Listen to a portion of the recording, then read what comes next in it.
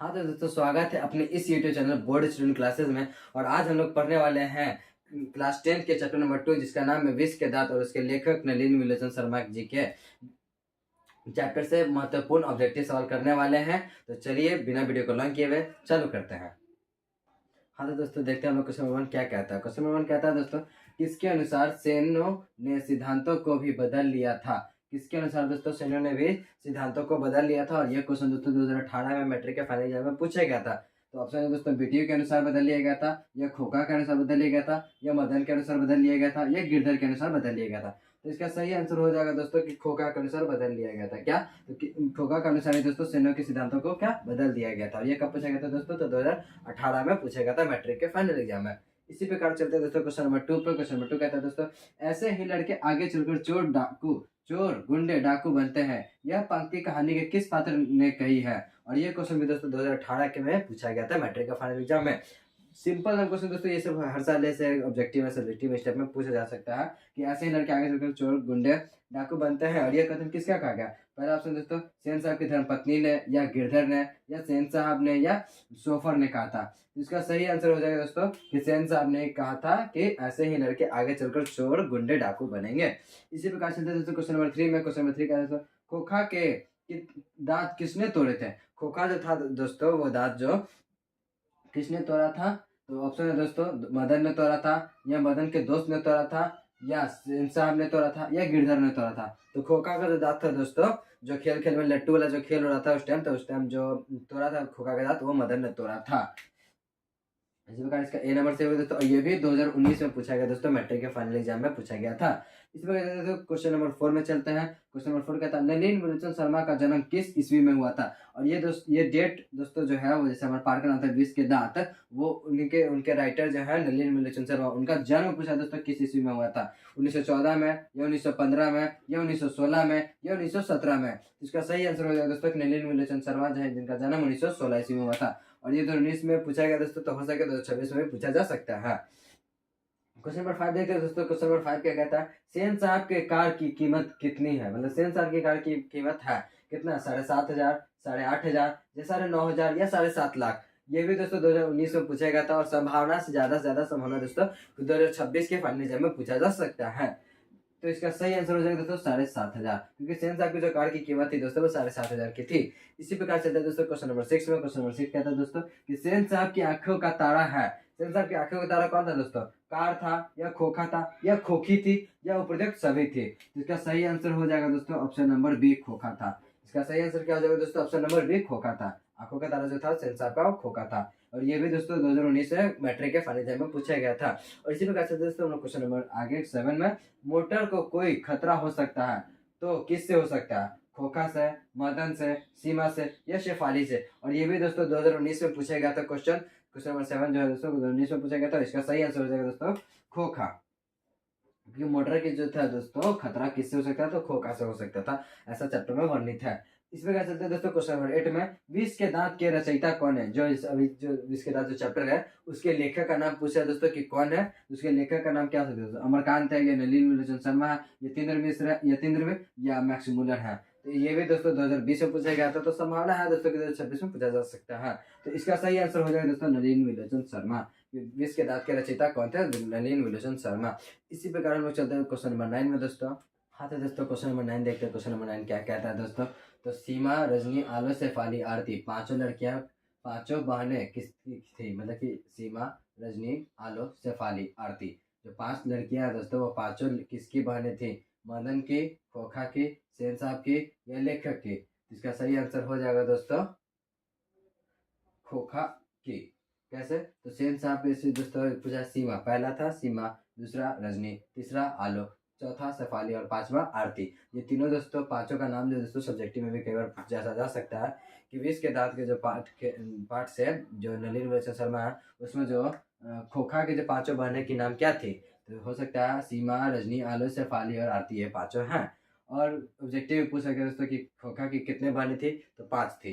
इसी प्रकार अगला क्वेश्चन देखें दोस्तों, मैं तो खोखा को इंजीनियर बनाने जा रहा हूँ, यह कथन किसका? ये दोस्तों 2021 में पूछा गया था मैट्रिक के फाइनल एग्जाम में। बोल रहा है दोस्तों, मैं तो खोखा को क्या बनाने जा रहा हूँ? इंजीनियर बनाने जा रहा हूँ। ये कथन किसका? ये कौन बोला था? सेन साहब ने बोला था, या मिस्टर सिंह का कथन था, या गिरधरलाल का था, या मुखर्जी जी का था? इसका सही आंसर हो जाए दोस्तों सेन साहब का कथन था। सेन साहब जो बोले थे ना कि मैं खोखा को इंजीनियर बनाने जा रहा हूँ, ये क्या बोलते उनके गैराज में। अगला क्वेश्चन दोस्तों, विष के दांत शीर्षक पाठ की विधा है। विष के दांत जो है दोस्तों वो शीर्षक जो है वो किस मतलब शीर्षक जो है वो किस मतलब है, वो निबंध है या डायरी है या कहानी है या रेखा चित्र है? और ये क्वेश्चन दोस्तों 2019 में भी पूछा गया था और 2021 में भी पूछा गया था। इसका सही आंसर हो जाएगा दोस्तों कि ये एक कहानी है। जैसे शुरू में बताया गया था, आप लोग शुरू से चैप्टर पढ़े कि उसमें बोला गया था इंजीनियर बनाने जा रहा हूँ खोखा को, फिर लट्टू का खेल हुआ, फिर मदन ने दांत भी तोड़े, मतलब इस टाइप का खोखा का दांत भी टूट गया, इस टाइप का जो कहानी था बना था वो क्या था, कहानी था। अगला क्वेश्चन दोस्तों, मदन के लिए क्या खाना मामूली बात थी? ये क्वेश्चन दोस्तों 2021 में पूछा गया था, तो हो सकता है ज्यादा ज्यादा संभावना है कि 2026 में पूछा जा सकता है कि मदन के लिए क्या खाना मामूली बात थी, दुष्कार, प्यार, फटकार या मार? तो मदन के लिए अक्सर दोस्तों मदन मार खाते रहता था, तो इसलिए वो मामूली बात है कि वो मार खाएगा। इसका सही आंसर दोस्तों ऑप्शन नंबर सी, मार खाना मामूली बात है। इसी प्रकार दोस्तों क्वेश्चन नंबर अगला चलते हैं, क्वेश्चन नंबर 13 देखते हैं। नलिन विलोचन शर्मा द्वारा लिखित कहानी निम्न में से कौन सा है? मछली, अक्षरों की कहानी, भारतीय लिपियों की कहानी, या विष के दांत? इसका सही आंसर हो जाएगा दोस्तों विष के दांत। जो चैप्टर है हमारा विष के दांत, उसके लेखक भी कौन है? तो नलिन विलोचन शर्मा जी हैं। अगला क्वेश्चन दोस्तों, ये भी क्वेश्चन दोस्तों 2021 में पूछा जा चुका है। अगला क्वेश्चन दोस्तों, ये क्वेश्चन नंबर 14, सेन साहब की पांचों लड़कियां कैसी थी? उद्दंड थी, नासमझ थी, मूर्ख थी, या सुशील थी? तो सेन साहब के दोस्तों केवल क्वेश्चन में भी पूछ सकता है कि सेन साहब की पांचों लड़कियां कैसी थी। तो सेन साहब के पांचों लड़कियां सुशील थी, सुंदर थी और ये संस्कारी भी थी। इसका सही आंसर हो जाएगा दोस्तों ऑप्शन नंबर डी। या इसमें ऑप्शन ये भी दे सकता था दोस्तों कि सेन साहब के पांच लड़कियां कैसी थी। ऑप्शन है सुशील, संस्कारी, और दे सकता था दोस्तों कि क्या, सुशील, संस्कारी और ये समझदार वाले, ये सुशील भी दे सकता था, समझदारी भी दे सकता था और ये सुंदर भी दे सकता था। मतलब सुशील, संस्कारी और सुंदर, तो ये तीनों ऑप्शन, और चौथा ऑप्शन देता है दोस्तों इनमें से सभी। तो ऑप्शन नंबर डी मार सकते थे, पर यहाँ पर क्या दिया, उद्दंड, नासमझ और मूर्ख और सुशील। इसमें कोई तो है नहीं दोस्तों, बाकी सब तो गलत है, बट उनकी लड़कियां कहते हैं सुशील थी इस ऑप्शन के अनुसार। ये भी दोस्तों दोस्तों 2022 में पूछा गया था और 2023 में भी पूछा जा चुका है। अगला क्वेश्चन देखते हैं दोस्तों, तो लेखक नलिन विलोचन शर्मा की माता का क्या नाम था? लीलावती, रत्नावती, प्रभावती या कमलावती? तो लेखक नलिन विलोचन शर्मा जो विष के दांत के जो लेखक मतलब रचयिता है, उनके माता का नाम पूछा दोस्तों, तो उनके माता का नाम था लीलावती। और ये क्वेश्चन दोस्तों 2023 में पूछा जा चुका है मैट्रिक के फाइनल एग्जाम में। इसी प्रकार चलते हैं दोस्तों, क्वेश्चन नंबर 16 का था, वाकिफ शब्द का अर्थ क्या है? वाकिफ, वाकिफ मतलब मैं आपसे वाकिफ हूँ, इसका अर्थ क्या है दोस्तों?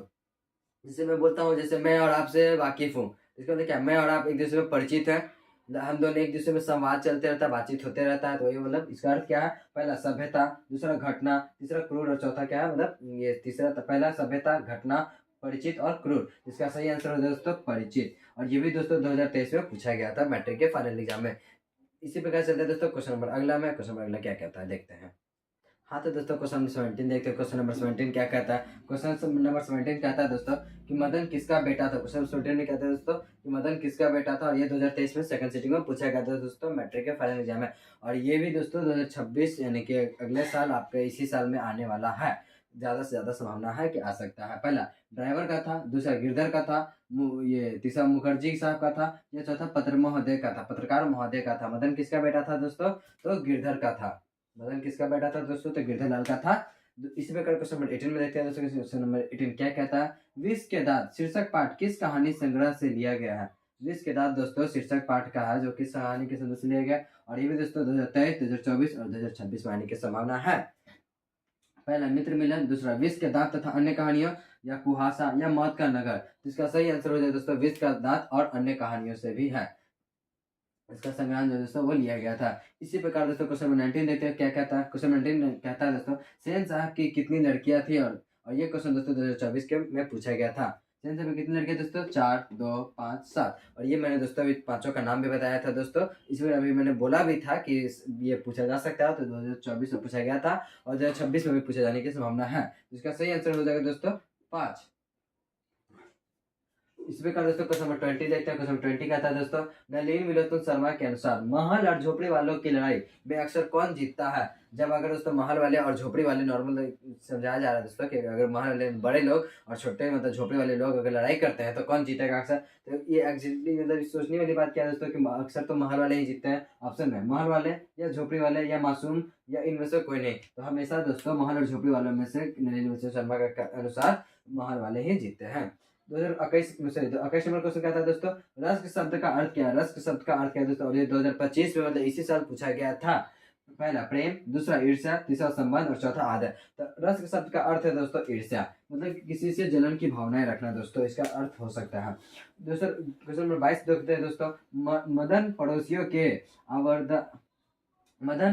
आवारा गर्द छोकरों के साथ क्या कर रहा था। मदन है दोस्तों पड़ोसियों के आवारागर्द दोस्तों जो है उसके छोकरों के साथ क्या कर रहा था। और ये दोस्तों 2025 में पूछा गया था मैट्रिक के फाइनल एग्जाम में, और ये 2026 में पूछने की संभावना है।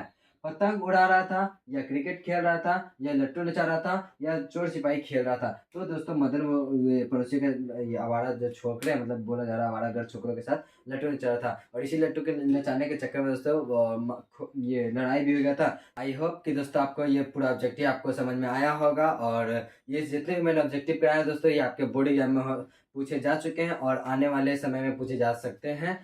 और इनमें से कुछ सवाल हो सकते हैं दोस्तों आपको 2026 के एग्जाम में मैट्रिक के फाइनल एग्जाम में देखने को मिल सकते हैं। तो आज के लिए इतने ही रखते हैं दोस्तों, मिलते हैं हम लोग नेक्स्ट वीडियो में। जब तक के लिए आप पढ़ाई जारी रखिएगा दोस्तों, क्योंकि काम पढ़ने चलेगा, सिर्फ मुस्कुराने के लिए नहीं। Thank you.